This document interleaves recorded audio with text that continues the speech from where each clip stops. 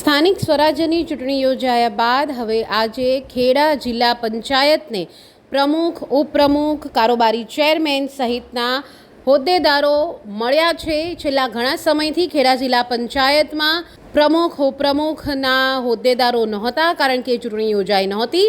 પરંતુ હવે જ્યારે ચૂંટણી યોજાઈ છે ત્યારબાદ ઘણા લાંબા સમય બાદ ખેડા જિલ્લા પંચાયતને નવા હોદ્દેદારો મળી ગયા છે.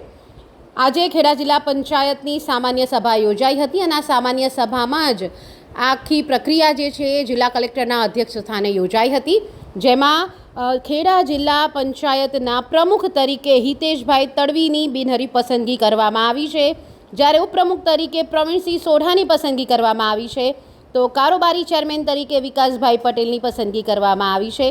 આ સાથે જ પક્ષના નેતા તરીકે ઉષાબેન ચૌહાણ અને દંડક પદે શકતાભાઈ સનાભાઈ મકવાણાની નિયુક્તિ કરવામાં આવી છે. આ જ્યારે નિયુક્તિ કરવામાં આવી, જ્યારે સામાન્ય સભા યોજાઈ, ત્યારે ખેડા જિલ્લાના સાંસદ સાથે જ નડિયાદના ધારાસભ્ય પંકજભાઈ દેસાઈ, મહેમદાવાદના ધારાસભ્ય અર્જુનસિંહ ચૌહાણ સહિતના ધારાસભ્યો ઉપસ્થિત રહ્યા હતા. સાથે જ હોદ્દેદારોની નિયુક્તિ બાદ જિલ્લા પંચાયતની પ્રથમ સામાન્ય સભા પણ યોજાઈ.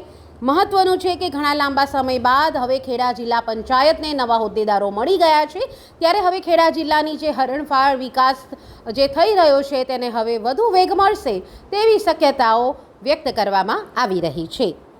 વધુ અપડેટ્સ માટે જોતા રહો બોલ ગુજરાત. આવી જ સતત અપડેટ અને અવનવા સમાચાર જોવા માટે અમારી યુટ્યુબ ચેનલ બોલ ગુજરાતને સબસ્ક્રાઈબ કરવાનું ભૂલશો નહીં.